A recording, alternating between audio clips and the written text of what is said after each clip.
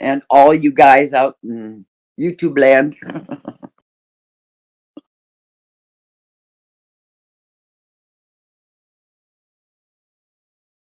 Yep.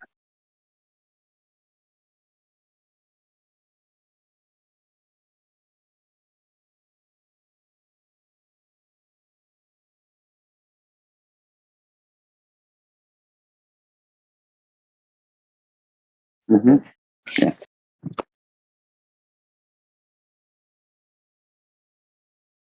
Sorry to interrupt. It looks like we got no sound. Uh-oh. Back in the They chat. can hear me. Sorry, but they can hear me. Music play perfectly. Blah blah blah. Can you hear? Hello? I'm just repeating the chat. Yep. You'll sound very good. And I said the first. Okay.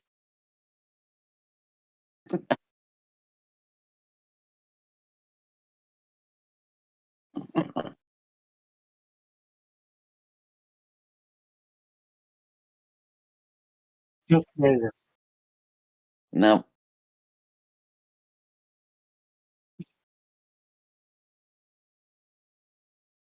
Oh.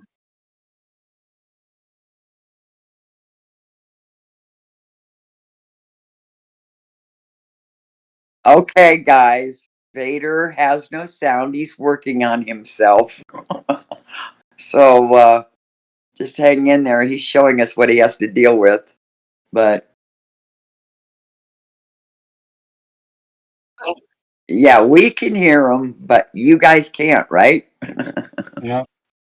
Just the microphone or the Marsha, I device? can't hear you. Marsha, I can't hear you.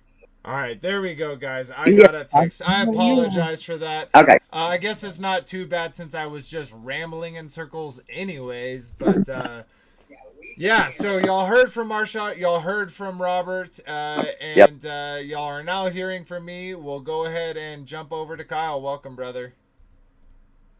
Well, I'm good to be here. Great, important topic that I think everyone is pretty much familiar with. to some degree, at least.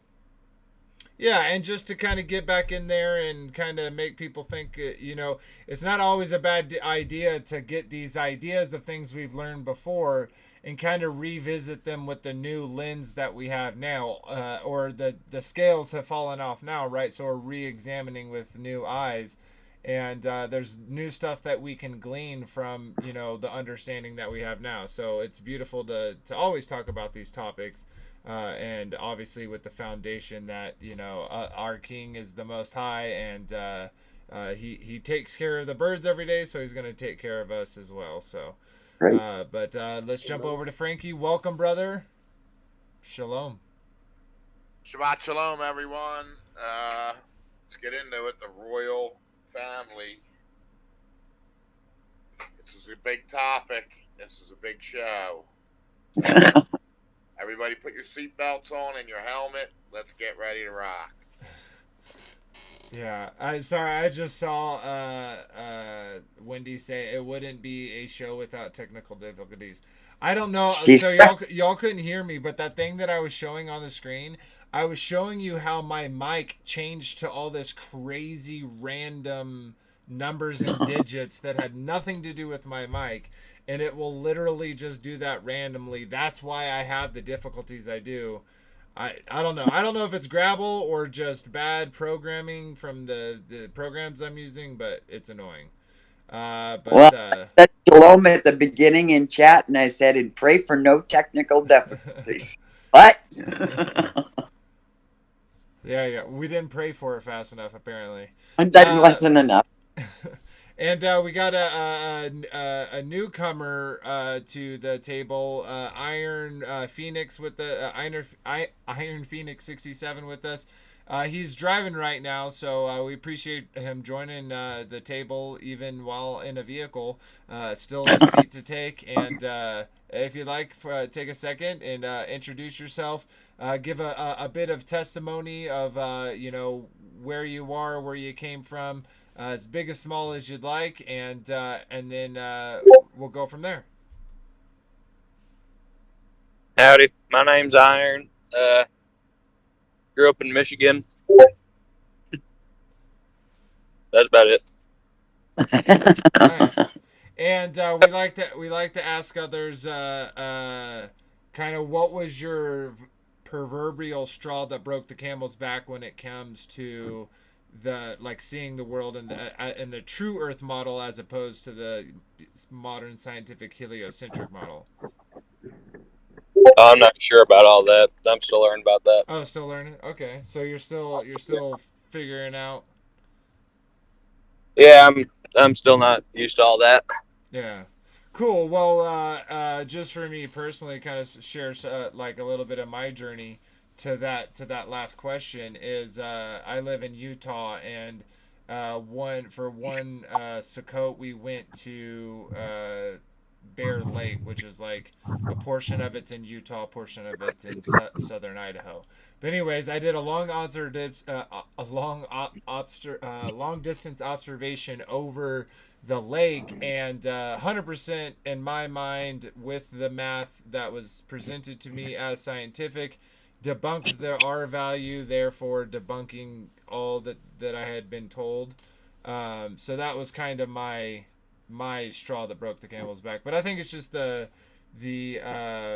preponderance, the amount of evidence suggesting the opposite, that is like kind of the last nail in the coffin, so to say. But welcome, brother. I hope you are excited for this conversation, and feel free to add anything in there you'd like when we're going throughout the topic. So, yeah, thank you. I might not be here for much, too long, because I'm currently driving home. When I get home, I'm probably gonna leave. Yeah, no worries, brother. Well, appreciate you for the time you do want to share with us. Yep. Okay, sweet. Let's do a little housekeeping real quick, and then we will get into the show. It'll take me just a brief moment to do this, guys. Pull this up. This one. All right. So first of all, I always like to shout out Take on the World. Chris and Liz Bailey over here on in this community allow us to come over there and share our puzzle pieces with their family. So I always want to, give what's due, and of course that's shouting them out as much as we can. So thanks again, Chris and Liz. Definitely check out. They have 783 videos, guys. So there's so much content over there. So if you haven't checked them out, if you haven't subscribed, definitely do. And then of course we have our YouTube channel, which is Circle of the Earth Fellowship at CEF Fellowship. We're past that 1.1K, so thank you for all the recent subscribers pushing us over that threshold. Of course, our next goal is 2K, so please make sure you share, comment, like, subscribe, all that jazz, because it really does help the channel grow. Grabbed the wrong one. Sorry, guys. No, not gonna let me. It's refusing. Okay, transition. One more time. Oh, did anybody There we go. Please like, share, comment. get back? Did anybody get back to you about the No, shofar? so yeah, I'm gonna go over that real quick. We're gonna go to the third name. If this third name doesn't do it, then the next stream, I think we're gonna give it to someone live.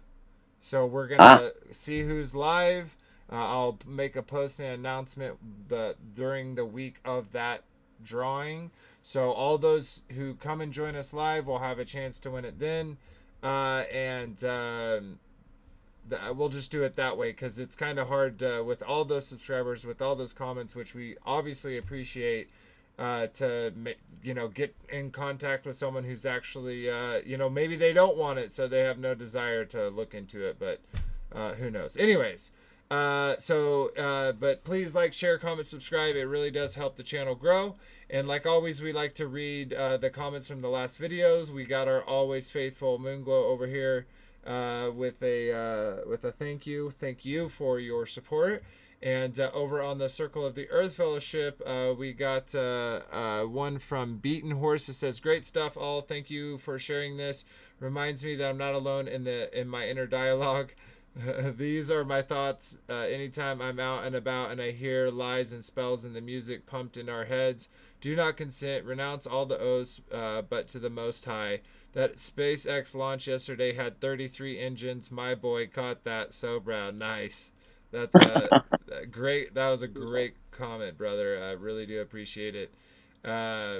So true. And it's fun to talk about these things because, it kind of keeps our minds focus, right? Definitely when we are looking at them from the point of we've been saying this over the past shows, is greater who is in us than who is in the world.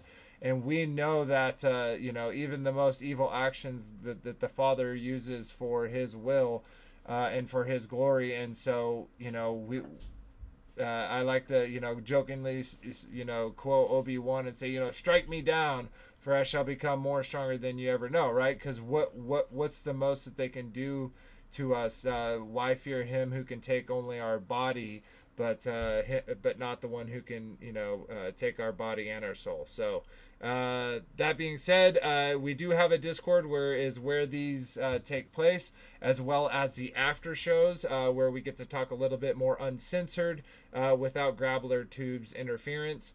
And can share more stuff openly. So that being the case, check that out, link in the description. We also have a merch store, so if you're interested in supporting the channel and getting some merch, that's the best place to do it. And then there's a lot of great tools, Bible Hub, Bible Gateway, and Sacred Texts, and we definitely clicked the wrong one. Recommend Enoch and the Book of Jubilees. Are great resources. Definitely check them out. We have so many available resources nowadays that you would be a fool not to take the opportunity at the palm of your hands or at a click of a mouse. So definitely check that out. Sweet. All right, that's the rest of the housekeeping. Let's get into the show itself. I'm gonna go ahead and stop sharing that. Pop this big for everybody, and yeah.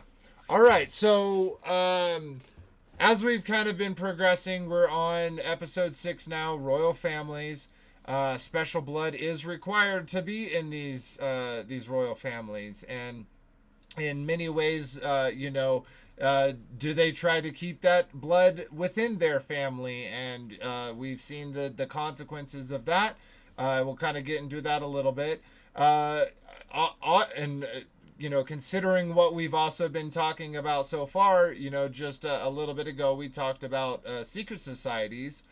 You will see these parallel behaviors and symbols right along with these royal families, and not only in openly, but also in mystical ways, right?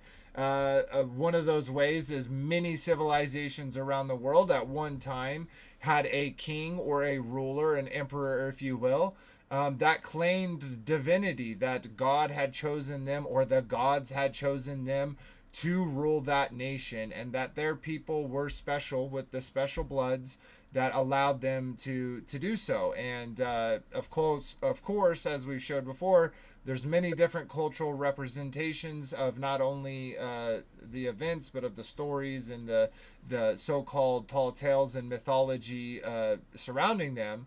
But we also see that alive and well in our modern times. But of course, the characters have been changed, the setting has been changed, but it's the exact same story. So we'll get into that as well, and I hope y'all are excited about that. And before we get into it, if anyone wants to add anything about kind of their thoughts about this topic, getting into it, I'd love to hear it. No? Other than there's a bunch of stuff on royals, but can only weed through so much of it. Yeah. No. But there is. Yeah. And everybody, I like what you guys brought, what Robert brought, and I don't know what you brought, Vader, but it had some extra things than what I was even thinking. So. Yeah. So.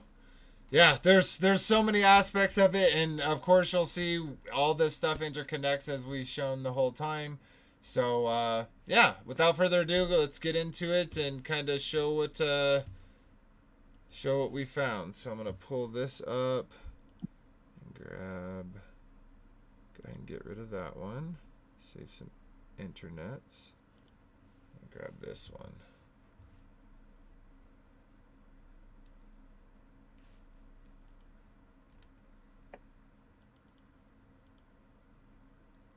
Now, while I'm kind of bringing this stuff up, it's up, but just kind of ordering it a little bit right now.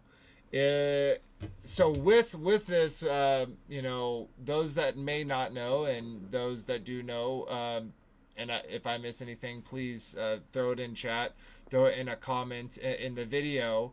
A lot of like a kind of summarized there in the beginning, a lot of civilizations in some form or fashion have claimed a divine given power.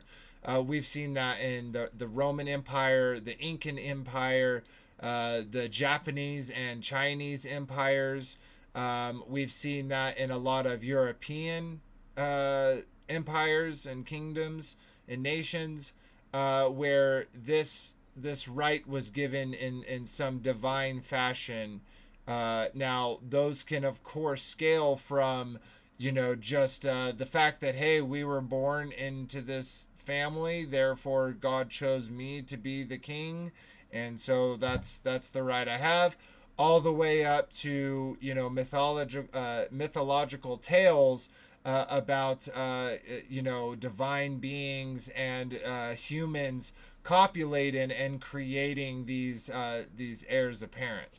So, and again, we've seen these in a whole bunch of different civilizations, and we'll kind of talk about that, and it, of course, what that's evolved to into our current day, especially for those, most of us, of course, that watch this channel are living in the States, and so we do have kind of a certain view when it comes to the world. And so of course evil didn't stop with the creation of America, it kept chugging along, and we are where we are today. And of course, you see all the connections of the behaviors of them, of then to the behaviors of now, and how eerily similar they look. Okay, so those put. Someone said I'm too loud. Okay. Too loud. Yeah. I don't know. I only hear myself Okay, in here. I'll drop it a little bit. All right. If that's better, guys, please let us know. If it's still too loud, I can look at the sound again. But without confirmation, it doesn't really do anything for us. Yeah. Okay, we'll go to that towards the more modern times. And okay, so I believe this first one is from you, Robert. This is King Tut, his terrible inbred family tree. No, that's from me. That was you? Weird. How did I get those The video. His is all articles? Okay, wait. words. Interesting. Where did his go? Okay, there. Over on Robert. Okay, I found it. I just somehow yours got on the other side. Oh, that's because I went way down. No, yeah, it's just the way that they opened. Okay, let me go back to that one. Okay, so Okay. let me share my screen. And we're going to watch a little bit of this video. So, and we'll break it up and talk about it. This is from Mortal Faces on YouTube. The video is named King Tut's Inbred Family Tree, How He Looked in Real Life Mortal Faces. Who even believe? I'm just saying the soft. I don't know, but I know. No, I'm just saying. Pharaoh, whose Egyptian tomb let me yielded pause it real dazzling quick. treasures, limped around Why are on you not tender pausing? bones and a clubbed foot, and Okay, that was weird. Okay, anyways, what I was saying was like, I don't know. Have they done that? Have they like got a picture of a person, and then like got their skeleton, and then like use their technology to like recreate it based just upon the skeleton, and then showed how it matched that person without the person who used, like that. Do you get what I'm saying though? Because like they're kind of just saying this like, oh, this is what they would look like, but it does not surprise that they inbred, and we'll get into that. well, you'll see his deformities Yeah. in the feet. Now, Yeah. All right, let's get into it. probably died from malaria. If you're new to my channel, welcome. Here on Mortal Faces, I transform historical portraits to see how famous figures we read about might have looked in real life. And in this video, we will check out King Tut as well as go through his inbred family tree. So let's get started. Thank you for watching. Subscribe for more historical recreations. And let me know in the comments who you'd like to see in real life. King Tut was born in 1341 BC and died in 1323 BC, so he would have lived for only about 18-19 years. Let's talk about his health and his family tree. King Tut probably had a slight build and was around 5 feet 6 inches tall. Oh, how He had an dare overbite, you! which was a characteristic of his family, a cleft palate, and a mild case of scoliosis or a curved spine. A cleft palate could have left him with problems with feeding and speaking clearly, and he might have had ear infections coupled with hearing and teeth problems. His right foot was flat while his left foot was clubbed with bone necrosis, which basically meant not only was it curved, but the bone was dying due to lack of blood supply. This can result in increased pain and swelling through the affected area. As a result, Okay, I'm gonna he likely kind of. now, Vader, Yeah. you know what? These things could be sped up to like 125 or something. You can Oh, yeah, still that's understand. Yeah, that's totally a good idea, and I will do that. But I'm gonna kind of skip through this a little bit. Yeah. So yeah, like one of the kind of things that we saw these royal families do, and this is just a good example of that, is like the Romans, like the Egyptians, like the Incan, like a lot of these, the Chinese, etc., a lot of the European families as well, to keep the power, because right, they told everyone, guys, we have special blood, so if we don't have special blood, then we couldn't rule you divinely. So one of the requirements that they then imposed is to have special blood to rule. And what this did is it limited their genetic pool, and genetic, that whole word, that whole DNA, all that. I don't know how far I would believe into that, but we do know that if you repeatedly keep things in the family, you do get deformities. And the evidence of that, again, is all these civilizations, all these kingships, monarchies around the world. We saw the many of the French, English, etc., had a lot of problems, genetic problems, because of this very thing.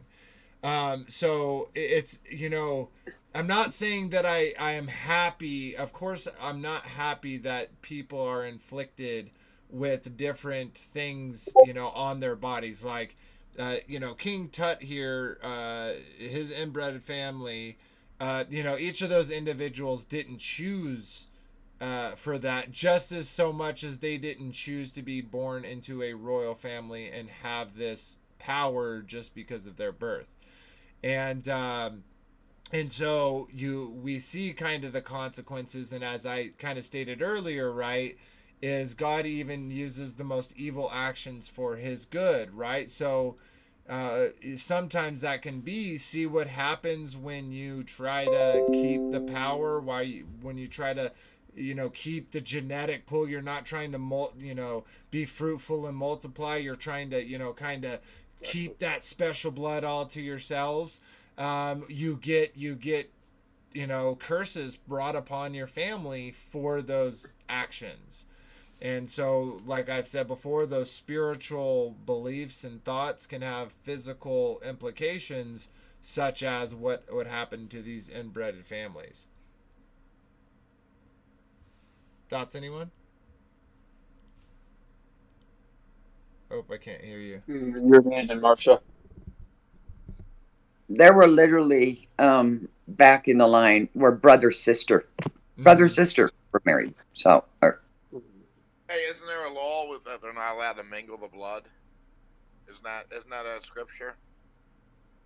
I can't think about it off the top of my head, but I know that there is a scripture about Inbreeding directly. Inbreeding, yeah. It was a law from Moses, right? oh yeah, there is. No, It's from definitely one of the commandments. Oh, it was after Penoch, right? After the flood. Well, I think it was like, are you talking about when, was it Reuben? Was it after Reuben? I think. Wait a minute. Noah. It was after I don't the know. flood, yeah. Yeah. Anyway. So that's just an example, and right here we got up top here we got the pharaohs. It says Egyptian pharaohs were kings of ancient Egypt. They were considered gods by their culture. Their titles equated them with aspects of the likes of the hawk god Horus, the virtue goddess Herabic, and the cobra goddess Wajet. The Egyptian believes that when their pharaoh died, they would continue to lead them into the next life, which was as burial was grand and completed to perfection. Okay, so I do want to say that some of this is obviously Egyptianology, which if you go to school for Egyptianology, you are just being taught Egyptianology by a person who was learned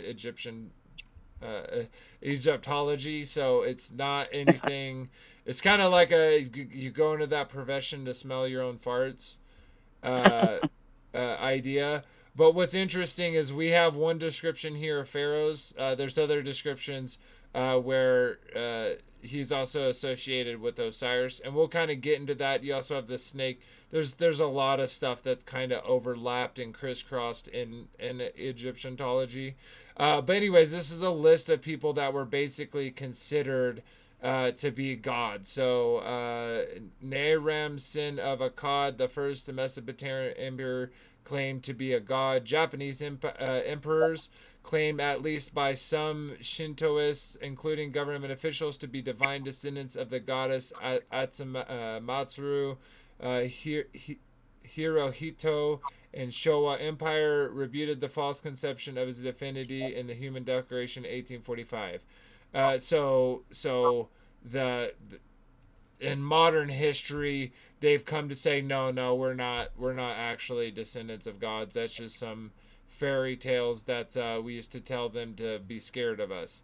So we got the Chinese emperors defined as sons of heaven, at least by some Confucianists, since the Qin dynasty under Qin Shi Huang.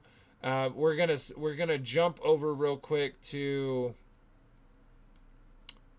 this page, Chinese dragons, and of course there's a whole bunch that's added to this, but I want to jump down and read just one little part to kind of show you where it also comes from. Of course, they use the symbol of the dragon all throughout their their breasts and iconography. Yeah. Okay, where's this at? I may have gone too far. Okay, here. It's somewhere here. Let's see if it says mother. Okay, here it is. Let me bring this back on screen. Okay, so it says, oh gosh dang it. All right, it says, historically, the Chinese dragon was associated with the Emperor of China and used as a symbol to represent the imperial power. The founder of the Han Dynasty, Lin Bang, claimed that he was conceived after his mother dreamt of a dragon. So, in some other translations, I saw this be copulated with a dragon. It says, during the Tang Dynasty, emperors wore robes with dragon motif as an imperial symbol, and the high officials might also be represented with dragon roles. In the Yuan Dynasty, the two-headed designated by the sons of heaven or emperor only. So in their mythology, their first dynasty was created when a mother and a dragon copulated and created the Lu Bang. So very similar to what we were just showing in the list of them having this divine right to rule, right? Because like, let's just pretend all of a sudden that a dragon came flying and then mated with a woman. That person would be a special person. If we put down the Bible and we had nothing, you know what I mean? If it was just a story, that would mean something. And of course, in factual, it does mean something too. We got the Roman emperors following Julius Caesar, who in 42 BCE was formerly defined as the divine Julius, and Caesar Augustus henceforth became Divi Filius, son of the divine one. Some, not all, Roman empires of the 1st and 4th century claimed divinity, including Tiberius, Caligula, Claudius, Hadria, Commodus, Julian the Apostate, and more. So, of course, we're gonna see it in other cultures. The Natchez rulers, the Natchez were a theocracy ruled by the great sun. This ruler has sometimes been deemed as a god king. The Paramin says the king of the Sudanese Indonesian kingdom called the Taramgarigar. Sorry, I totally butchered that. According to these inscriptions, he embarked on a hydraulic project and also identified himself with Vishnu, which indicates that he and his kingdom was adhering to the Vishnute faith. So again, another god king. The Saladra dynasty of Java were active promoters of Mahana Buddhism and covered the plains of central Java with Buddhist monuments, including the world famous Brohodoro. We got the Javanese, rulers of Southeast Asia's largest kingdom in Indonesian Asia. After death, they were depicted as Hindu gods. Let's see. The Dalai Lamas considered reincarnations of the, cannot say that word, in Tibetan Buddhism. Panik Lamas are reincarnates of Atabaya. So literally, their kingdomship is Tibet, and everyone sees the Dalai Lama as the reincarnation of the next god. We got the Inca empires. Inca empires had status very similar to that of the pharaohs of Egypt, which is of gods. That the gods would be in that king, would kind of reincarnate and die and reincarnate into each king. Nepolism kings in Nepal, the kings of the Shah dynasty, were considered incarnations of Vishnu. Same exact thing. And this says post-Homerific defecation. So Gilgamesh, we've heard that before, also named Nimrod. And this is a good jumping off point to jump over here real quick. I found this website. It's called BibleTools.org. They had some cool commentary. It says Forerunner commentary. I'm going to read this real quick because it goes along with kind of what we're talking about, as well as the times. So it says, what Bible says about Osiris. Two key figures in the origin of Christmas are Nimrod, a great-grandson of Noah, and his mother and wife, Semiramis, also known as Ishtar and Isis. Nimrod, known in Egypt as Osiris, was the founder of the first world empire at Babel, later known as Babylon. Genesis 10, 8 through 12, 11, 1 through 9. From ancient sources such as the Epic of Gilgamesh and the records unearthed by archaeologists from long-ruined Mesopotamia and Egyptian cities, we can reconstruct the subsequent events. After Nimrod's death, 2167 BC, Semiramis promoted the belief that he was a god. She claimed that she saw a full-grown evergreen tree spring out of the roots of a dead tree stump, symbolizing the springing forth of new life for Nimrod. On the anniversary of his birth, she said Nimrod would visit the evergreen tree and leave gifts under it. With his birthday fell on the winter solstice at the end of December.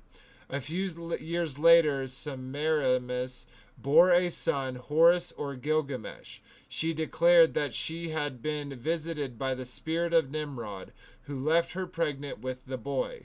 Horus, she maintained, was Nimrod reincarnated. With a father, mother, and son defiled, a deceptive, perverted trinity was formed. That's where the trinity, it's not a perverted trinity, that's just a deceptive trinity was performed. Like, I feel like those two words, prevented and trinity, are kind of synonymous personally. How dare I, though? During the I think that was. Yeah, go ahead. I was just saying. I think that was definitely probably the first Trinity that was in existence. Semiramis, Tammuz, and Nimrod. Outside of nature, right? Because for sure trinities exist in nature, but not in the form of, like, when modern Christians describe Trinity, they're not using that same type of Trinity, right? It's like gas, water, water's three states, or, the sun, moon, and stars, or, mother, father, son, child. They do use those to make their arguments for sure. But as far as I think the similarities go between the representation of the son Tammuz and the wife Semiramis holding the baby, and the representation of Nimrod being the sun god that reincarnates back inside them. I think that's a little closer to kind of the Mother Mary, Jesus kind of depiction that's in Catholic churches these days. I think there's a lot of similarities between Semiramis, Tammuz, and Nimrod, and the Trinity of Catholicism. Yeah, and Catholicism in general, right? The proper, like the pedestaling of Mary as someone who you pray to. Just like in this whole theology, Isis, the wife and mother that whole thing is one and the same, right? It's exact same thing. It is. It is. All right, let's go. I can't pronounce her name, but Maris and Horus were worshipped as Madonna and Child. As the generations passed, they were worshipped under other names in different countries and languages. Many of these are recognized: Fortuna and Jupiter in Rome, Aphrodite and Anitis in Greeks, and Ashtoreth and Astarte and Moloch and Baal in Canaan. During the time between Baal and Christ, or Babel and Christ, pagans developed the belief that the days grew shorter in the early winter because the sun god was leaving them. When they saw the length of the day increase, they celebrated by riotous, unrestrained feasting and grossness. This celebration, known as Saturnalia, was named after Saturn, another name for Nimrod. So great little resource, and guys, I am working on it, so just give me a little bit and I'll have all of them done for all of the different episodes in a nice, neat way that you'll be able to check out on Discord. I will post a link. I'll go back and add it to all the episodes with all these. So if you want to go and check this more and or any of these, watch any of these videos, you'll have all of those to do so. So just bear with me while I still get that finished, and we'll have that soon. But yeah, it's such a great connection right here, because Osiris, Nimrod, we're showing that all these different cultures all around the world all have these similar beliefs that do these same things. And when we get down more on the micro level and look at all of these royal families, we see these similar behaviors where they're claiming to be gods or descendants of gods, or have been divinely appointed as to be the kings, the rulers over peoples. And oftentimes these kings and rulers were not righteous men. They did not practice the behaviors of the Father, which is the laws, the commandments, the ordinances. They kept their own law, and we see what's happened through them throughout the history, right? As they get destroyed and a new one rebuilds, and they get corrupt and destroyed and rinse and repeat. And through that, right, you have the true seekers, us, the generations before and after us, who will look at what's presented to them and question and seek out those puzzle pieces of the truth to see what the truth we can glean from this world, because there's a lot of nonsense out of there that's not, no one going to Sunday school during the holidays was ever told, hey, I know this is kind of based on Saturnalius. I know this is kind of based on these horrid things, but we've taken over Christmas as a Christian thing. It wasn't like that, and we all know that, and that definitely has something to say. Anyways, jumping off from there, I think we'll go back to the list and kind of continue on.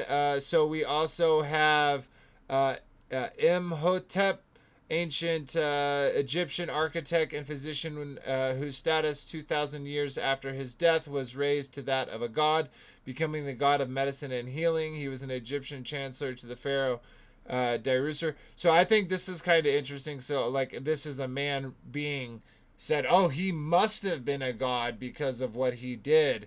Interestingly, I think around this exact same time is when they introduced the concepts of Hermanubis, like when the Greeks and the Egyptians got together and they started realizing, hey, we kind of have the same gods. So they kind of lost some patron gods, and because they combined them and then made new ones to kind of do it. Okay, so we got Queen Dido of Carthage. It says founder and first queen of Carthage. After her death, she was deified by her people with the name of Tenant, and assimilated to the great goddess Astartes, Roman Jupiter, Juno. Interesting. The cult of Taint survived Carthage's destruction by the Romans. It was introduced to Rome itself by the Emperor Septimus Severus, himself born in North Africa. It was extinguished completely with the decrees of the late 4th century. Interesting. I think there's some more gravy there to see. We got Homer. We don't even know that guy's real. We're gonna definitely talked about a lot of stuff. A lot of books and mythology is based upon what he talked about. But yeah. So we also got Romulus and Remus. This is the founders of Rome. It says the founders of Rome, sons of Mars, right? So half gods. Romulus served as the first king. Romulus was, according to the book History of Rome, the son of Rhea Silvia and Vestia Virgin, which became pregnant with the twins Romulus and Remus by the god Mars. After his death, Romulus was defined as the god Quirinus, the divine persona of the Roman people. Romulus' ascension to heaven and deification as god. Quirinus mentioned in Ovid's poem Metamorphosis, book 14, written shortly before 8 AD. Ovid depicts god Jupiter promising Mars the light to translate his sons Romulus into immortality. Yeah, we've kind of, if you read the book Enoch, you've kind of got, some gods trying to make their sons immortal as well. And we got the Buddha, of course, was a regular human that gained enlightenment and became a god. And now we have that kind of same mentality. And that's one of my thing against Buddhism is in general is the fact, right, that they it kind of makes everything very morally subjective, right? So as an example, this Buddhist ghost who was born as a ruler, just so happened to be born there and had all the perks of life, and could go around talking about other people's suffering. But he was born to be there, right? And if bad things happen to you, well, then whatever you did in your last life, you deserve to have them. But anyways, off that tangent. But I'm not going to read every single one of these guys, but as you see, there is a long list. George Washington worshiped as kami in Hawaiian Shinto shrines in the United States Capitol Dome. He's also depicted as ascending into Olympus and becoming a god in the famous painting called the Apotheosis of Washington. So all throughout time, right, we have people deified. Mr. Adolf Hitlerio right here, where they have the exact same thing, Mother Teresa. And so, of course, and this says involuntary, meaning people that didn't choose to do it, but others deified them. And then, this is those who said, no, I am deified. So, of course, they say Jesus of Nazareth claimed to be deified. Oh my god. Can I please get a how dare you for this? I need a how dare you, Robert. Give me a how dare you. How dare you? Yeah, see, like, what people go when they read Jesus of Nazareth, they get a one road, description of the man. And that can definitely lead a lot of people astray. Inconceivable! But that being the case, right? Those who are truth seekers are going to bust through those barricades of belief into knowing when they, when they're after that pursuit of truth, right? If you shall seek my face, you shall find me. The Father gives us clear promises for if we are obedient to Him. He, the yoke is light and the road, the crooked road is made, straight. So. Anyways, long list of people that have been deified in some type of way, self-deification, popular deification, whatever it is. And if you look at most of these people, if not every one of them, in some way they were a ruler over men. And of course, not all, but most have this classification. And if you are a god, do you not have the right to do whatever you would like to do to anyone, right? Because you're God, and so anything you do is righteous and just. And they sure would like us to believe everything they do is right and just. So, perfect. I think that was a good jump away. And, any thoughts, anyone? Go to this. Yeah, I think it's interesting they throw in Jesus into that whole mix. Like, like the Zeitgeist documentary would have you believe. He's just another ascended master amongst the ranks of the other ones, but he's the only one who's ever ascended. He's the only one who can be classified on that list as a deified master. Yep. Yep. I like how their description, they say that Jesus believed that he was God and incarnate. they're going to describe what others believe that Jesus is, not what the Bible says per se. Yeah, exactly.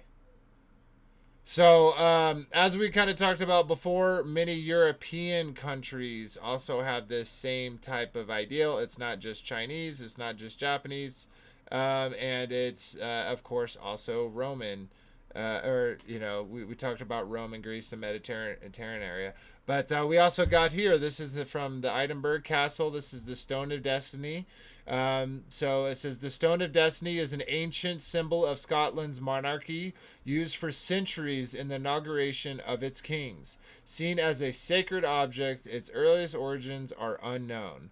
In 1296, King Edward I of England seized the stone from Scots and had it built into the throne at Westminster. From then on, it's used for the coronation ceremonies of the monarchs of England and then Great Britain.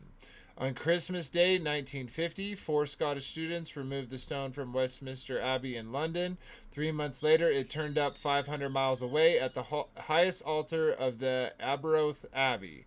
In 1996, the stone was officially returned to Scotland. Today, it is one of the priceless treasures on display in the Crown Room, visited by millions of people each year. The stone will only leave Scotland again for a coronation in Westminster Abbey. The stone is displayed alongside the crown jewels in the Royal Palace on the east side of Crown Square. Not gonna read that extra. So yeah, and this isn't something new. This isn't something that's just separated, though. See, we got a stone here, in a lot of other different, monarchies, kingships, empires, etc. You do have these relics. You do have these objects that are associated with their kingship, and I always thought that was very fascinating. And of course, they say the origins of this are unknown, right? But guys, like, they don't fight over a stone like this where people die for just a stone. You know what I mean? There's something to do with this thing. There's something metaphysical, I guess you could say, about this stone, or something, right? And I thought it was interesting that they took it up 500 miles away at the highest altar of the Arbroath Abbey. I'd like to look into that Arbroath Abbey, but it specifically says high altar. So again, you got some kingships with some high altars, right? We've seen this all before. And okay, we're gonna skip that for now. We're gonna come back to that. Okay, we are gonna start getting into kind of starting with that stone. We're gonna watch a little bit of this video. Let me put it on screen for everyone. I apologize. This is over on BitChute. It's from the Marno's channel. This is from Shaking My Head Productions 3. This is we're gonna read a little or watch this video a little bit about Freemasons. So, hey Zach, hey Vader, I thought you were we already did secret societies. What does this have anything to do with royal families? I don't know. Let's watch and see.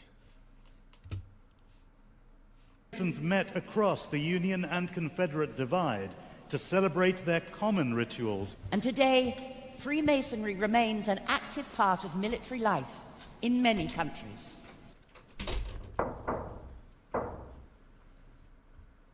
Freemasonry has burned as a blazing fire through the last 3 centuries. The driving force behind the Royal Society was initiated into Freemasonry Prince Edward, Duke of Kent, father of Queen Victoria, and Prince Augustus, Duke of Sussex.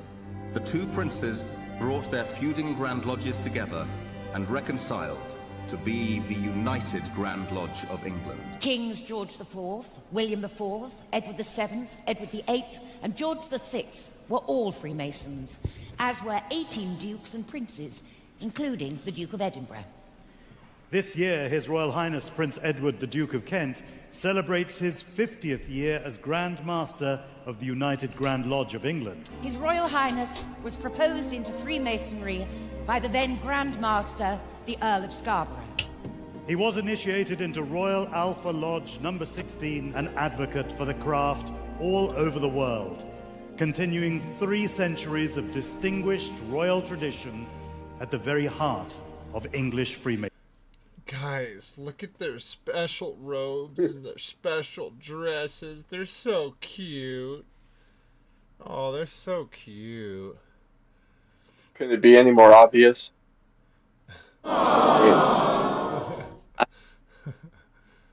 Yeah, I mean they portrayed this to the entire world with this giant compass and square, with their whole comedy skits and everything like this. I mean, they obviously want people to know what they're doing to some degree. Yeah, this is their mockery, right? Like, this is them being able to stand up there with their fancy pants and their lollipops and their buttons and their medals and their little skirts and tell everyone basically, hey guys, we control you and we've been controlling you. And you know, guys, I say that, right? But slavery is an offer, right? These, you know, going along with these people and their wars and their agendas is an offer. You don't have to choose that offer. You can say, no, thank you. I have a king and he is a king above kings, and that's the only king I'm going to bow for. And, you know, if you're not him, you know, you're not receiving my worship. But they definitely do have enough pompous to people to say, you know, must be nice. So yeah, let's keep watching this for a little bit. To order, brethren, to receive the most worshipful, the Grand Master. The most worshipful Master. The most worshipable. The most worshipful Master. So dumb. It's literally so dumb. All right, let's keep. Oh, look, everybody, come look how long my necklace is.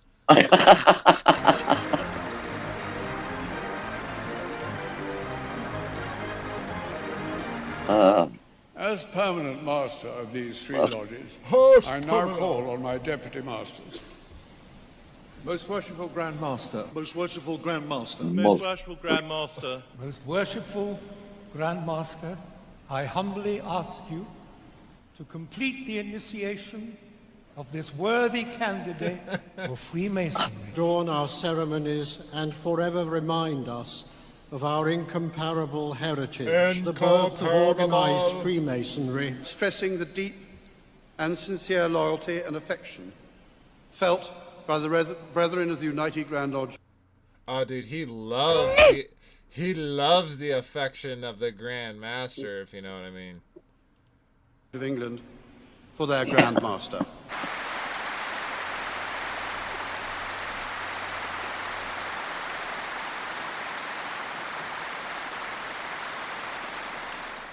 I had the pleasure of meeting 136 Grand Masters visiting from overseas at Freemasons Hall yesterday. Ooh. Today, though, we are a meeting of more than 4,000 gathered from all around the world, from our own constitution and beyond. Did you hear that, guys? They're gathered from 4,000 grandmasters from all over the world. They got them everywhere in every city. And that guy, that real tall, ugly dude, is the most worshipful one. Isn't he a Rothschild? He looks like it. He looks like one of them for sure. But what I'm kind of trying to point out here, guys, is it doesn't matter if you're Hindu. It doesn't matter if you're Christian. It doesn't matter if you're Catholic. It doesn't matter if you're whatever. These people are coming together all across the world to say, look how good we are. Look how great we are. Look at how much beauty, how much money, how much, we have created on this earth. And all with a boastful, proudful heart. You can see it in the decadence of their clothing, of their, of this whole ceremony. It's their own religion. But what I'm saying is these men are coming from, right. Let's say they're Judaism and they're Freemasons. They're coming to the Freemason table. They're Buddhists and they're, coming to the table as a Freemason. It's almost as if, even though they have all these different religions, in essence, they're all praying and worshiping the same thing. That's how they can get along. And it took all these wars and all these, cliques for them to finally be like, oh, look, we have the technology and the capability of just being all one big happy, supposedly seemingly happy family. It's such a point, guys. It's such a point to know it's not about religion. So them trying to use, Muslims as a, liability shield, or the Jewish people as a liability shield, or Americans or any peoples as a liability shield. They have no care about that. That is not in their prerogative. So, anyways, yeah, that's part of their. Oh, go ahead. Part of their goal is to stick their tentacles into every facet of human life and control every culture and every means that they possibly can, and that means subverting any of the churches of any religion whatsoever, and make them work in your favor over a period of time. That's what mystery schools did in the first place. Yeah, and I kind of mockingly threw the the thumbnails, put them in dark robes and in dark rooms or whatever. But as we've said in another episode, we read the scripture talking about the evil one, that even he appears as an angel of light. So also will his servants be act like righteous men, right? They're in this light-filled thing, all with their special thing that has all this insane meaning to it, right? Like we're not going to get into all of that. They're all adorned with these things, with these symbols, with these idols, with all of this stuff that is associated with so much depravity and sin. And they are coming into a room that's lit and videotaped, guys. Videotaped, so everyone can see how great they are. And that speaks for itself. Let's go ahead and continue this. When the global Masonic family comes together to celebrate our past and to renew our own pride and confidence in and enthusiasm for Freemasonry. I hereby read the text of a letter sent today to Buckingham Palace. Yeah. May it please your Majesty. Jimmy Seville. We, the representatives of over 200,000 Freemasons under the United Grand Lodge of England, most respectfully express our continuing loyalty to your Majesty's throne and person in this, the 66th year of your long and distinguished reign, of His Royal Highness the Duke of Kent, as our much-loved and greatly respected Grand Master. Ooh, there's our new king. We humbly thank God for preserving our order and further pray His blessings on your Majesty, so that our loyal devotion to your Majesty may long continue. Given at the Royal Albert Hall this 31st day of October, Anno Domini 2017. Her Majesty has been pleased to reply in the following terms. The Queen has asked me to thank you for your kind letter of loyal greetings on behalf of the representatives of the Freemasons under the United Grand Lodge of England, which are being celebrated on the 31st of October at the Royal Albert Hall. Her Majesty appreciated your thoughtfulness in writing as you did. We leave the Royal Albert Hall. All right, so that's a good place to stop it. We see a little letter written out there from one of the Mr. Grabble Saville himself. And that's a good transition. We're going to jump over to another video. Maybe not video. I think it's an article. Where was that at? Someone dropped that. Oh, here we go. This was you, Marsha. This is yeah, so this is Jimmy Savile, and we obviously just saw him have pictures with the new king of the new king of England, and we're gonna watch this little video and talk about it. He was a very depraved man. They're all depraved. What are you talking about? He donated 90% of his dollars to charity. Like, what type of guy does that other than a guy that's trying to help people?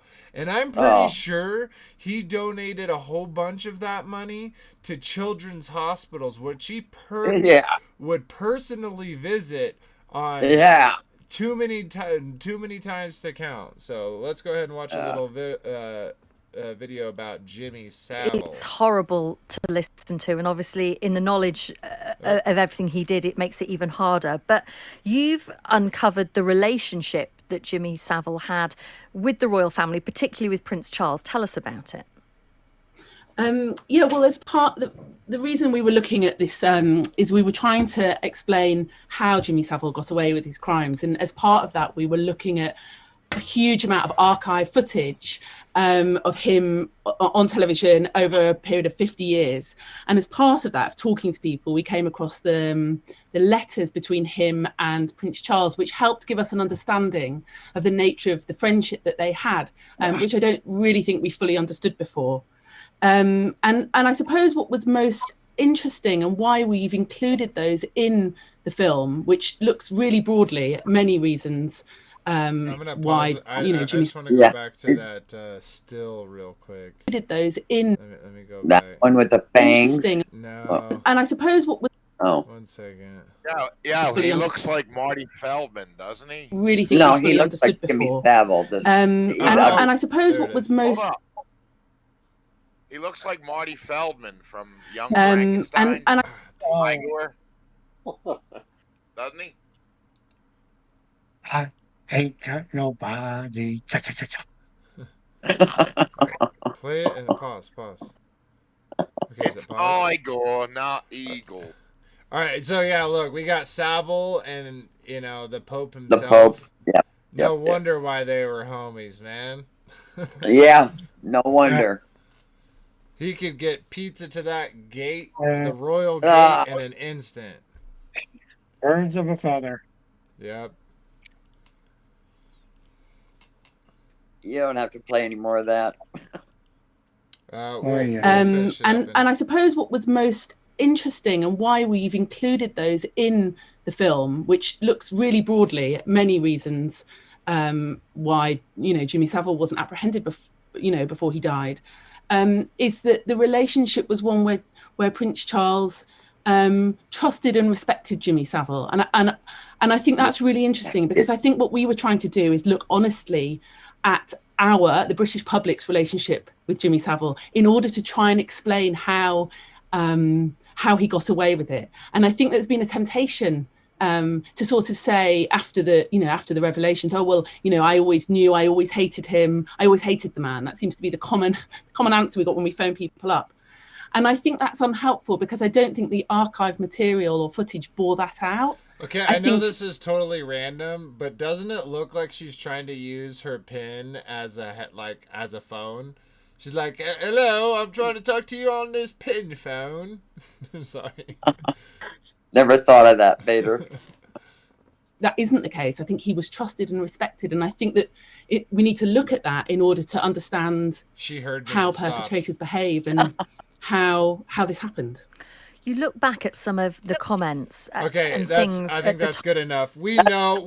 Here, I'll answer this 4-minute video on them discussing how Jimmy Savile got away with it for all those years until it didn't come out until after he died.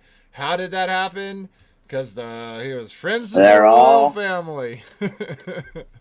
If birds of a feather flock together. So what was he? Was he the Epstein of Britain? Of the royal family. Of of many famous and powerful people. Many within the not just Europe, but predominantly Europe. Yeah, so let's jump over here. So the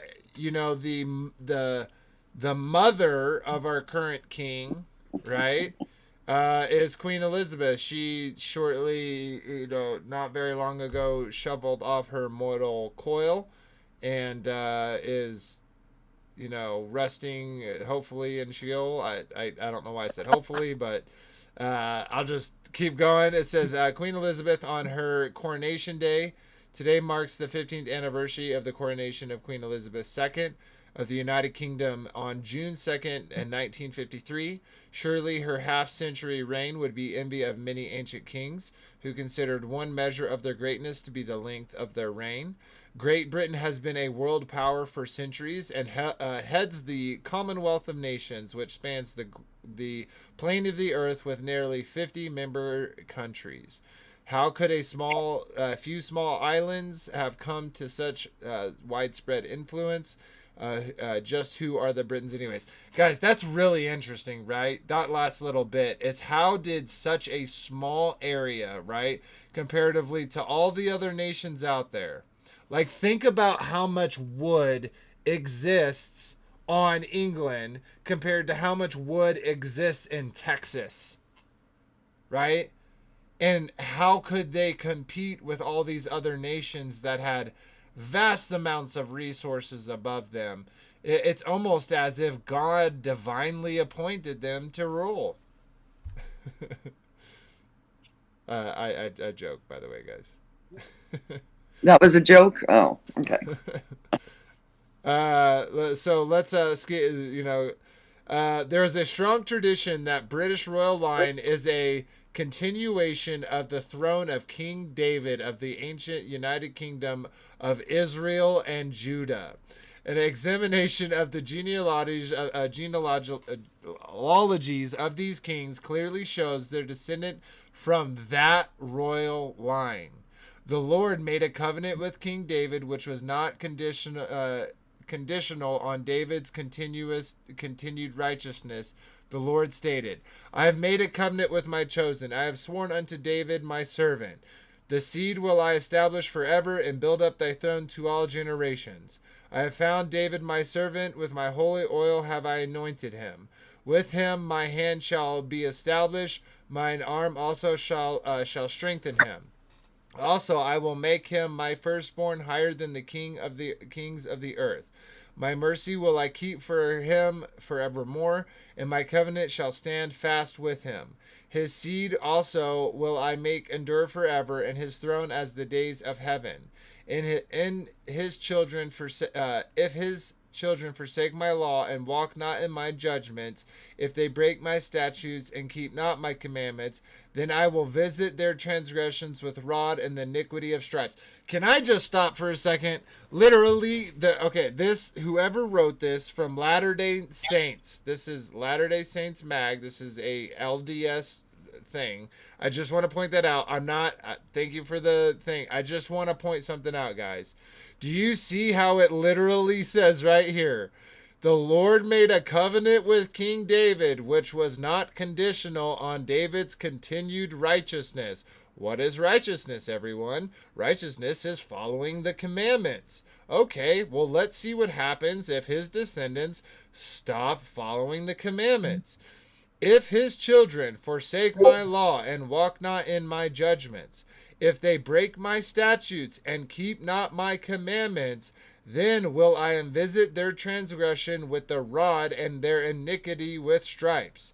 Nevertheless, my loving kindness will I not utterly take from him, nor suffer my faithfulness to fail. My covenant will I not break, nor after the things that have gone out of my lips. Once I have sworn by the holiness that I will not lie unto David. His seed shall endure forever, and his throne as the sun before me. He shall be established forever as the moon, and the faithful witness in heaven. I'm not going to keep reading it, but of course, a lot of nations, a lot of power governments around the world have claimed this throne, this divine right to rule. And many of them, of course, in the European areas, will use this same throne, this same promise as something to them. Of course, all of them do not keep his commandments. They do not, they do break his statutes. So, you know, that's why we have the war and the strife in our life, guys. One of the reasons for sure. What were you going to say, Frankie? I thought Frankie said something. Nah, I wasn't going to say nothing. Oh, I apologize. Sweet. All right, let's keep trucking. So you sent this link to me, Genesis 28:10 through 22. Do you want me to go ahead and read it, Robert, and then we can talk about it? Well, that's just goes along with the stone. That's Jacob's dream, Jacob's ladder, and he sanctified. And that was his pillow. That was his pillow. Pillow. This is pillow. Oh, okay. That's just a reference to where that stone allegedly began. Oh, okay. Let's read it and then talk about that because that's cool. I didn't see that. And Jacob went out to Beersheba and went toward Haran, and he lightened up a certain place and tarried there all night because the sun was set. And he took of the stones of that place and put them for his pillows and lay down in a place to sleep. And he dreamed, and behold, a ladder set up on the earth, and the top of it reached to heaven. And behold, the angels of God ascending and descending on it. And behold, the Lord stood above it and said, I am the Lord God of Abraham, thy father, and the God of Jacob. The land wherever thou liest, to thee will I give it, and to thee thy seed. And they say, be as the dust of the earth, and thou shalt spread abroad to the west, and to the east, and to the north, and to the south. And in thee and in thy seed shall all the families of the earth be blessed.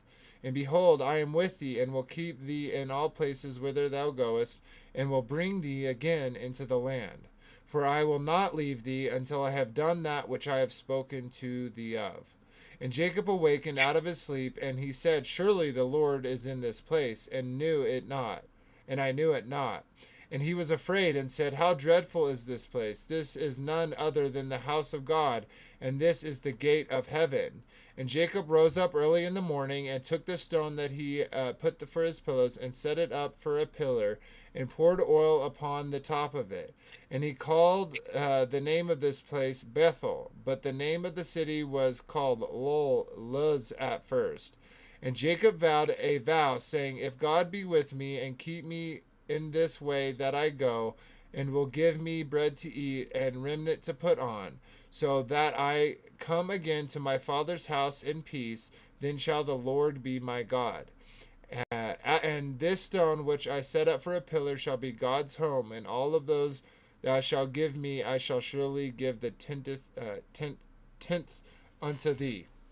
So that went along with the stone you showed. So you were kind of saying, or you kind of researched that that people think, or that you think that the stone that they're carrying around, that they do the coronations with, has to do with this? Is this stone that he used? That's what they believe. Is that's where the stone came from, and they've been using that ever since the last king had fallen from David's throne. That they've been Ireland, up in Scotland, and then subsequently all the kings of England. Anytime that they have a new king or queen, they get coronated with that. They set it below their seat while they're being coronated or whatever. Interesting. What if that's like, I wonder if that like could have a metaphysical effect on someone where they're seeing something, tapping into something, you know what I mean? Because it's interesting. It's just a rock, right? Why would they go so much lengths to protect it if it's literally just a rock? You know what I mean? Like, okay, they could say the history behind it, blah, blah, blah, blah. But it's just a rock. why it has such importance. And I don't know if y'all see the connection also from the video we showed, them literally talking about Edinburgh Castle, and here is that stone that is connected to that scripture. Very, very interesting. All right. Okay, I'm gonna finish up a little bit more stuff, and then we are going to get into the last bit of videos. And I'm bringing up the wrong thing. There we go. Sorry, guys. That's right. Go ahead, guys. So, go ahead. Say that again. I'm sorry. I just saw the picture of that brick guy again. Oh yeah. All right, so Osiris, one of the most important gods of ancient Egypt. The origin of Osiris is obscure. He was a local god of Rhesus in Lower Egypt and had been a personification of the underworld fertility. By the 2400 BC, however, Osiris clearly played a double role. He was both a god of fertility and the embodiment of the dead and resurrected king. This dual role was in turn combined with the Egyptian concept of divine kingship. The king at death became Osiris, god of the underworld, and the dead king's son, the living king, was identified with Horus, the god of the sky. Osiris and Horus were thus father and son. The goddess Isis was the mother of the king and thus the mother of Horus and the consort of Osiris. The god Seth was considered the murderer of Osiris and the adversary of Horus. So again, as it just said, this was connected to the divine kingship between the king at death become Osiris. Now, this will very much so tie into what also happens here in America, right? Because here in America we don't have kings, we have presidents, right? And one something that's kind of interesting, building upon what we've kind of talked about, right, is because there were horrible kings. There are these kings that were inbred, that were ruthless people that did horrific stuff to their own people, and did so under the guise that they had this divine kingship, that they were chosen by God to be kings. Thus, their actions were righteous. And what kind of came from that, right, was eventually a false rebellion, if you will, where that was rejected, and in part played into the creation of the United States of America. And so now, of course, a lot of that stuff was pulled over, and it was again just changed a little bit to give us a new story, a new set of royalty, a new set of kingdomship, but in a way that people could stomach, as opposed to being outright ruled and being seen and known as being subservient. So one of the things in the Egyptian religion is the reanimation rite. So it says, in Egyptian religion, rite to prepare the deceased for the afterlife, perform on statues of the deceased, the mummy itself, or statues of a god located in a temple. An important element of the ceremony was the ritual opening of the mouth, so the mummy might breathe and eat. The rite, which symbolized the death and regeneration of the concept of Osiris myth, in which the dismembered god Osiris was pieced together again and infused with life, was performed in the sculptor's workshop if on a statue, but on the mummy if it was performed at the tomb entrance. And this rite, the statue or mummy was believed to be endowed with life and power, so that he might enjoy daily funeral services conducted before his tomb. In the case of the temple statues, the ceremony was included in the daily temple ritual. So here again we have, in their religion, this whole practicing of the Osiris myth, which is what we just talked about. And go ahead. Oh, I swear someone was going to talk. Which was what we were reading earlier. Okay, so we'll get back. Oh, I closed the wrong one. Give me a second, guys. I gotta reopen that. Is it that one? No. Okay, I'll just reopen them all. Okay, so let's watch let's go through a few of these shorts and kind of talk about them per short. So this one's from Bumblebee Buzz. Let's see what they got to say. Queen Victoria's reign began in 1837 and it lasted until the Queen's death later on in 1901. Now, at just age 18, Alexandrina Victoria had to rise up to the throne. And Queen Victoria was 5th in line when she was born, so right off the bat, it was actually very unlikely she would ever get the crown. But then one by one, all of her family members began passing away suddenly. So by time 1830 rolled around, Victoria was only 11 years old and already she was next in line for the throne. So as if that wasn't bad already, Victoria was also brought up under the Kensington system. Victoria's mother, Duchess Victoria of Kent, created this system to control her daughter. She literally isolated her from birth, from mates or family members. Her mother did this to keep her pure. Her mother would monitor every single action, including who she can see or speak to at all times. She shared a room with her mother until she was finally queen. Yeah, she literally couldn't walk down the hallway alone. Victoria has reflected on her childhood, and she confirmed that she hates John Conroy for manipulating her mother. Queen Victoria's reign began in 18... Yeah, there's so much like of that, right? Like her mother, like you could kind of see love there, right? Where a mother wanting to protect, and we know in these families lots of crazy things happen, and you know, you just so happen to be next in line, you know, you end up dying and taking a cat nap and don't wake up anymore. So I get that aspect of it for sure. And, you know, I do kind of see some of the divine kingship. And what I mean by that is we all know that God chooses who's born where, right? So we're not saying that God doesn't have control over it. What we're saying is no man has a God-given right to, you know, take someone away someone's life, their liberty. Right? That we're all made in the image of God, whether you're a king or you're a servant, and that we know that compared to the Father, right, we're all servants. And so very, very interesting, at least in detail about that. Anyone have anything? Nope. All right. Oh, there's a guy. Oh, we'll get back to that one. More modern times.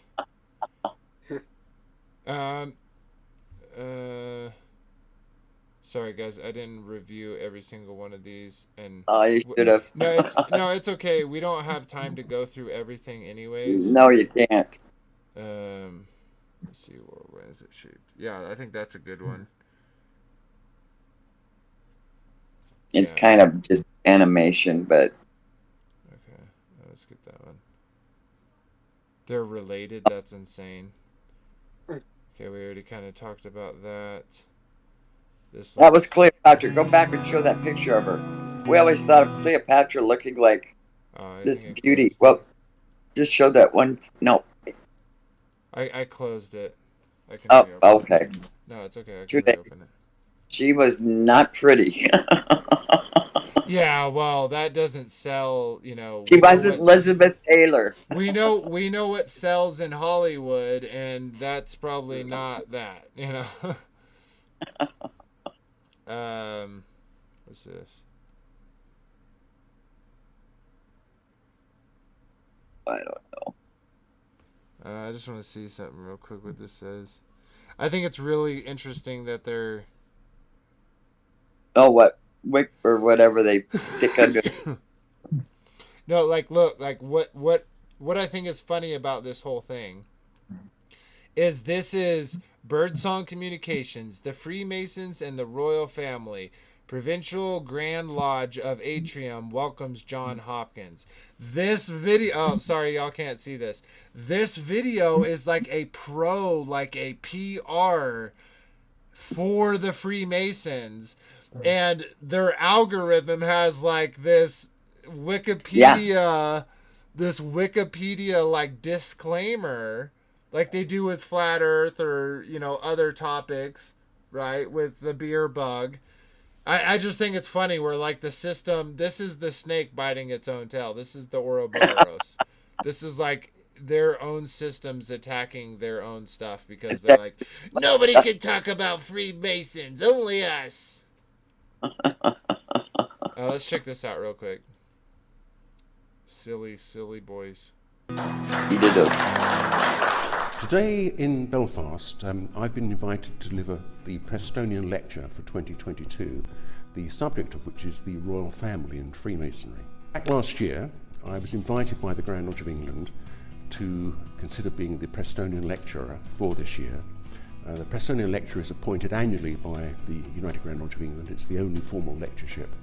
And the person appointed as the lecturer chooses a topic on which he delivers a lecture, usually formally on 3 occasions and informally perhaps on a dozen or 20 more occasions, on a subject of his choice. And the choice of the lecture that I made for this year was the Royal Family and Freemasonry, because it's the 70th anniversary of the accession to the throne of Queen Elizabeth II, who is principal patron of the Royal Charities, and there are also some other important Masonic anniversaries this year. I had no idea of the extent of the royal family's connection with Freemasonry in England and indeed in Scotland and Ireland. Over the course of the period since 1737, there have been about 35, 36 members of the British royal family who have been Freemasons, which astounded me. I had no idea there were as many as that. And in addition, we could edit there, but like that's what I say. That's out of their own mouths. Yeah, there she is. There's Elizabeth Taylor. Wow is right. Who was the Greek guy that came and did the? He's like, man, she's so pretty. Like you know that the Romans must have been looking kind of, on this angle too. If he was like, oh my God, Cleopatra, like. I would give my life to just to look at your face. I'm guessing power had a lot more influence on those standards than actual just physical beauty did in those times. Yeah. Well, there's inbred, and you get, well, if there's other inbreds that jaw that she has, they've got some that are so pronounced because of the inbreeding. In fact, it's called the hawk, whatever. Yeah, it's named after, baby. It's literally named after that royal family, that jaw. Yeah. Is named after them that all had it. Yeah, and that it's the same thing, right? Like they don't want to spread out that power, to spread out that wealth, right? Because if you had a daughter, right, and you married off your daughter, you in essence, right, she would be taking some of that inheritance and leaving, right? But if she all of a sudden married your brother's son, right? Well, all of a sudden now that's staying with your brother. Now, if your brother dies, then the inheritance goes back to you. If you die, the inheritance goes to the. So it's about keeping it in the family, not just their money. Right. Yeah. Very. And they try to act like they split into different families, but we know, especially now with like Ancestry.com and whatnot, even when they seem to intermingle, they're intermingling with other families that are also practicing this, this. Yeah, this they're like, no, this one's better because instead of 1/16th, they're 1/15th. Like it's literally, yeah. Even when they intermingle, and. Like, because all these European countries, France, England, Spain, Ireland, because even though there was a whole bunch of kingdoms, right?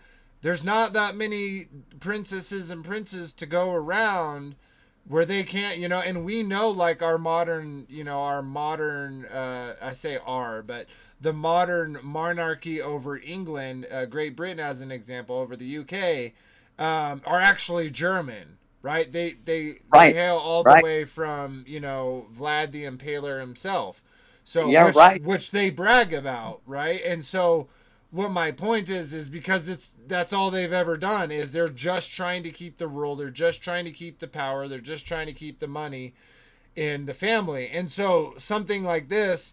We're not gonna watch the 7-minute video, but it'd be interesting to watch. So we're saying there's a common line from Richard Bowles from Meghan to Harry, like seemingly so, like just like you were saying, Kyle, seemingly from separate gene pools. Yeah. Somehow they're still related. We know that George Bush and Obama are related. Brad Pitt are related. Right? You have all of this intermingling and co-connection, right? And I want to bring up this video because that goes right along the point. So I think this picture right here is a perfect crossover where we are introducing two royal families, guys. We have the English royal family and we have the American royal family. What's the American royal family, you might say? It's Hollywood, guys. It's the English royal family extended to America. Yeah, but it's the America royal family. They're all actors. They're all in the entertainment industry. So many of them, guys, so many of them have connection into Hollywood. And so, we've been talking about Freemasonry. We've been talking about, previously Aleister Crowley. We talked about the Pharaoh and their ceremony of the Osiris. We kind of briefly jumped on how the presidents redo that exact same thing. They go from the Washington Monument to the dome of the Capitol in that same type of ritualistic ceremony. And let's I want to pull up this video. Freemasonry, Osiris Risen. So we're gonna play the little bit of this. I might have to mute the sound. I didn't. Okay, this should be fine. So in Freemasonry, I'll show it in a little bit. This, you saw it right there in the Egyptians. This whole symbology of the crossing the hands. Think about how weird that is, guys. Like, I literally want y'all to do this right now. And be like, someone take a picture. Would you ever have an inclination to do this? Nope. No. Not ever. Boom. Sign Unless I was like Risen. suicidal as a virgin. So, and I'm going to pause it real quick. One thing about, something that I like bringing up and a lot of us, would use as a good point to share is that it's a lot of the times you don't necessarily know, but it's about the preponderance of evidence, right? None of us can actually get into a rocket and go high enough to see, right? We could put up a balloon that goes to 120,000 feet, but there's still doubt to be made, right? We can only go so far, we can only say so much. But it's a preponderance of evidence that shows us that something's over there, right? It's how much flak is in the skies as we're going on these bombing runs that we tell how close we are over the target. And so when we see all of these actors, these musicians are modern royal families in America, you will see the same type of behavior. This is nothing new. So let's keep watching.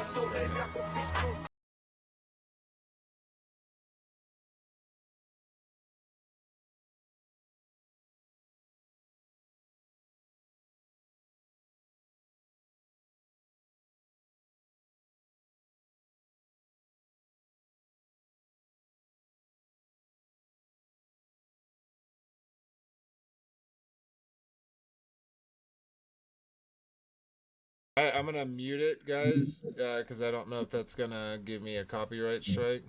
But we'll just go over the images and kind of talk while it's going on. Oh, I liked it. It said Big Mike back a little bit. It was Michelle Obama.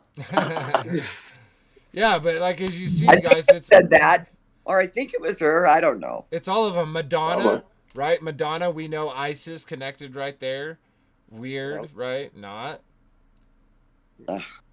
We got all look at the iconography on them, guys. They're like they're like Egyptian gods. That was straight out, yeah.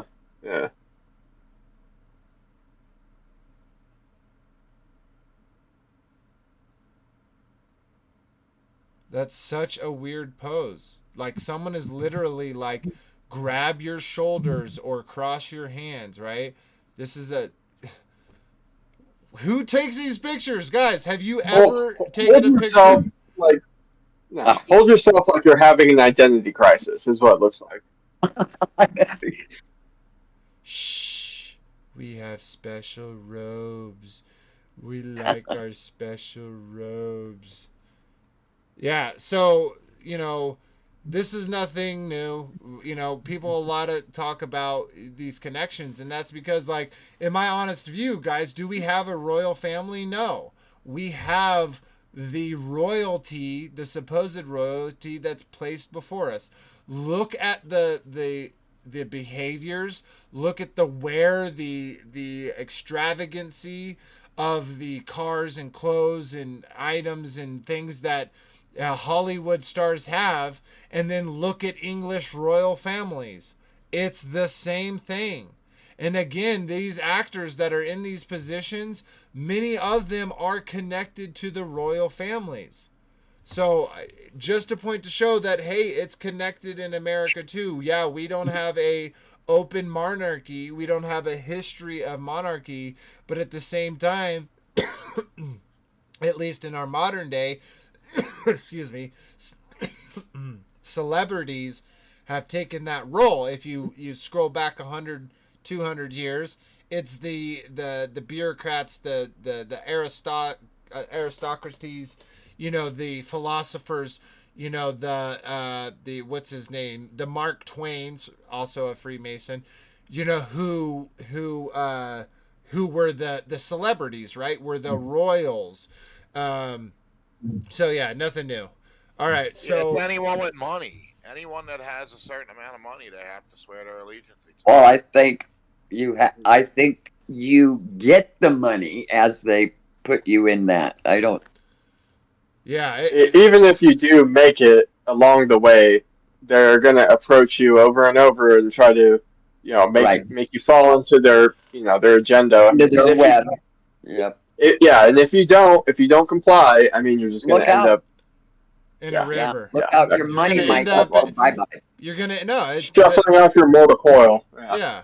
Your money's going to be bye-bye. No more mortal coil. You'll just be, you'll be praised with an obituary. That's about as far as you'll get. Yep.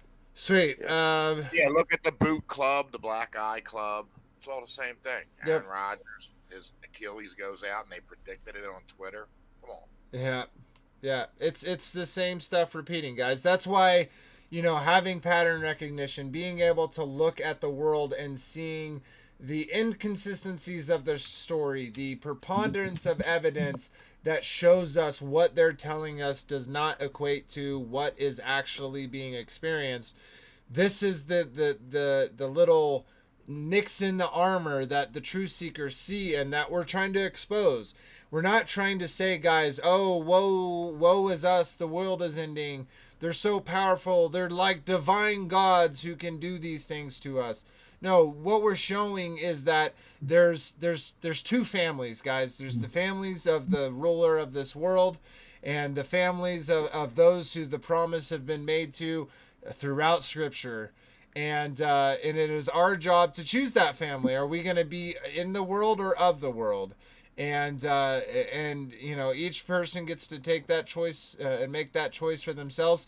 Even the kings, right? Wouldn't it not be better to be killed, to shuffle off your mortal coil by doing the right thing even unto death, than to go along to get along and become this evil monster that many of these members of these families are, to do the sick and depraved things in the dark and announce their righteousness in the light.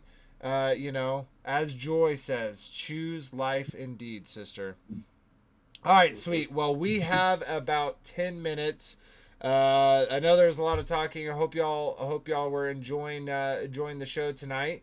Let's go ahead and close it out so that we can get to the after show on time. We've been running a little late, but thank you to the 24 of y'all that are here with us, who joined us. I hope y'all enjoyed the show.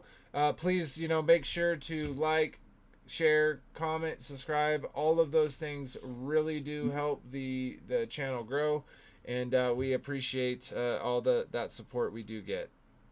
But without further ado, we'll say our goodbyes, wrap up. Again, the link is in the description for the Discord if you'd like to join the after show.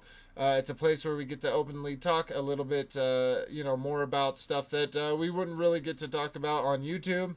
And I just wanted to tell a little story real quick about our last after show that was really like a sync, like God showing up and saying, "Hey, I'm aware of what y'all are doing." So it was really cool. So we were sitting there. I think it was just me, Kyle, and Marcia, and in the after show, and we're like, "Huh, I guess it's just us." If no one comes, here in the next few minutes, we'll go ahead and just call it for the night. And then boom, all these people show up, and one of our brothers was able to really, have the Father speak through his brothers and sisters, and get his heart in a better place because of it. So of course, all glory to the Father for those type of things. But it's so awesome. So thank you, brother, for Hunter, for showing up. So sweet. All right, well, let's say our goodbyes, get out of here, and at 9:15 p.m. Eastern, we'll start our after show. That's in about 15 minutes. But we'll say our goodbyes and get out of here. So jump over to you to Marcia. Welcome again, sister, for being here, and say your goodbyes. Just bye, everyone, and hope you enjoyed the show, and love being here. So sweet. We love having you. Sweet. All right, we'll jump over to you, Robert. Sign us off, brother. All righty. Well, y'all have a good rest of the night. See you over on the after show. And have a great week. And I'll do like Marcia. Put your hands. Can I get a I don't know? Yeah. Oh, I got a phone here. Oh. Marcia. I don't know. Yeah, Marcia. Oh, yeah. Marcia. Sweet. All right, we'll jump over to Kyle if you'd like to say your goodbyes, brother. Yeah, shalom, everyone. I hope this kind of shows that these people will go to any length and any limit to get what they desire here on this earth, even so much as ruining their own salvation and their, the damnation of their own souls. But it's just that. It's only temporary material stuff that you can't take with you. It's better to choose the Father and his Son. With that, I'm out. Good to see you all. Indeed. And second to last but not least, Frankie B. Shalom, everyone. Dig deep, because the truth is out there. And have a great week. And enjoy Born Out of Time, baby. Dig deep. Yep, as always, at the end of the show, we got Dig Deep by Born Out of Time. Frankie B and Nick Infinite, that's their band. And we're so blessed that they gave that song and made that song for the show. But yeah, everyone, I hope you enjoyed the show. We appreciate all the love, and hope to see you next week. Next week we will be talking about currency, and of course, we kind of got a hint of that with good old Queen Mama walking through that fields of gold. And we'll talk about the past. We'll talk about the present. We'll talk about the future of it, and what it could mean for us. And of course, we always stay focused on the Father, and His will be done on earth as it is in heaven. But yeah, until next time, guys, we'll see you there. And remember, until next time, that ABBA loved you first. Good night, everyone. Have a good day. Good night.